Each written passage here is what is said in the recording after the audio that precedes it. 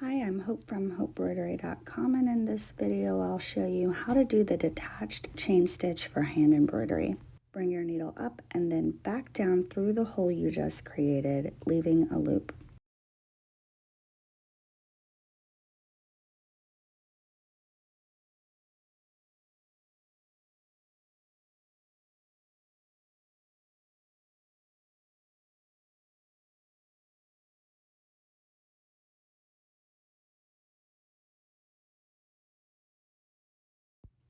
Bring your needle back up through the loop and pull.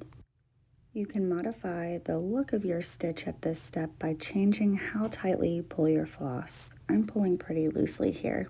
With a loose detached chain stitch, you may need to use the blunt end of your needle to gently adjust your floss, which you can see me doing in this example. To secure your stitch, bring your needle down through your fabric just over the loop floss and pull.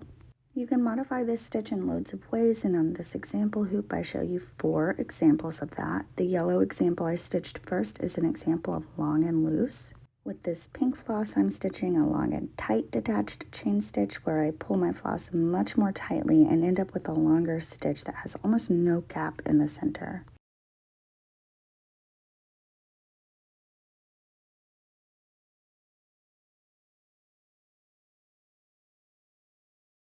With this blue floss, I'm stitching short and loose detached chain stitch where I pull pretty loosely.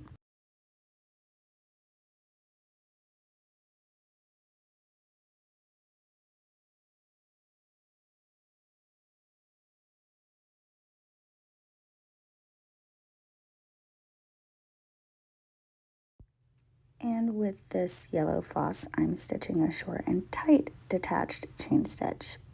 You can see that we get very different effects depending on how long we make our stitches and how tightly we pull our floss through our loop. I hope this was helpful and happy stitching!